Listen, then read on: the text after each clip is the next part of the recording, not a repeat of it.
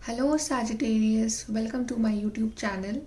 सो guys, आज हम करने वाले हैं आपकी weekly love tarot reading that is from December 14 to December 28। हम जानेंगे कैसी रहेगी आपकी love life for this week. तो चलिए हम स्टार्ट करते हैं आपकी रीडिंग इस वीक के लिए। तो सबसे पहले सैजिटेरियस, आपके लिए जो कार्ड आया है वो है ऑफिशियल पर्सन। कुछ लोगों के लिए हो सकता है कि इस वीक आपका रिलेशनशिप जो हो वो ऑफिशियल हो for some Sagittarius, not for all.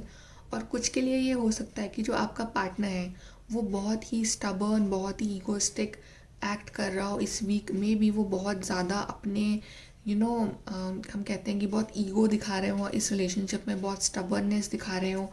और आप कोशिश कर रहे हैं उस चीज़ से लड़ने की, क्योंकि यहाँ पे स्ट्रेंथ रिवर्स आया है। तो मे बी आप बहुत टाइम से कुछ ऐसे इश्यूज़ में डील कर रहे हैं अपने रिलेशनशिप में, अब जहाँ पे आपका मन करता है कई बार कि अब आप शायद उस चीज़ से हार मानना चाहते हैं। आप अपनी सारी जो एनर्जी है वो खो रहे हैं अपने रिलेशनशिप के इश्यूज़ को सॉल्व करते करते। मे बी आप एक पॉइंट पे ऐसा सोचते हैं कि मैं इस चीज़ को क्विट कर लूँ, बिकॉज आपके अंदर की स्ट्रेंथ है।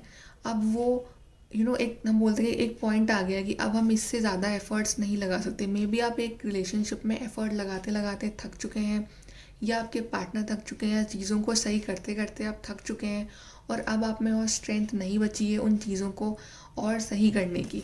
मे बी आपका पार्टनर जो है वो अपनी ही एनर्जीज़ में, अपने ही ईगोनेस में, अपने स्टबर्ननेस में ज़्यादा है और वो आपकी तरफ एक्शन नहीं ले रहे हैं। कुछ लोगों के लिए वो एक्शन ले रहे हैं, बट कुछ लोगों के लिए वो एक्शन नहीं ले रहे हैं। जो थर्ड कार्ड आया है आपके लिए, इज 7 ऑफ वॉन्ड्स। तो मे बी अब आप इस चीज़ को रिलीज़ करके, अब आप यहाँ अपनी एनर्जी इन्वेस्ट ना करके, अब आप यहाँ से क्विट करके, अब आप अपने आप पे ध्यान दे रहे हैं इस वीक। मे बी अब आप अपनी एनर्जीज़ में अपने काम पे इस वीक ज़्यादा फोकस कर रहे हैं और रिलेशनशिप को आप अभी साइड में रख रहे हैं थोड़े टाइम के लिए। हो सकता है कि कुछ लोगों के लिए आपके आगे मल्टीपल ऑप्शंस है और आपको किसी एक को चूज़ करना है। या हो सकता है कि आपका पार्टनर जो कि पास्ट में इस रिलेशनशिप में बिल्कुल इन्वेस्ट करने को रेडी नहीं था, जो बहुत ही स्टबर्न, बहुत ही ईगोइस्टिक एक्ट कर रहा था, अब फाइनली वो रेडी है इस रिलेशनशिप में अपना अपना कंट्रीब्यूशन देने के लिए, अपना वर्क करने के लिए, अपना हार्ड वर्क देने के लिए। बट आपकी तरफ से सैजिटेरियस, मुझे ऐसा लग रहा है कि आप शायद बहुत थक चुके हैं अपने जो भी आपकी लाइफ में चल रहा है उस सब से, आप बहुत वीक पड़ रहे हैं। But I advise you to not become week.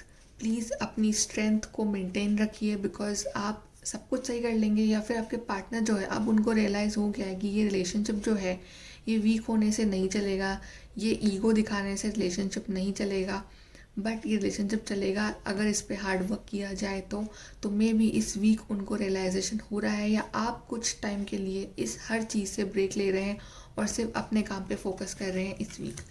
The next card for you is authentic power, I co-create my reality. Solar plexus chakra का कार्ड है आपके लिए। कितना ब्यूटीफुल कार्ड है।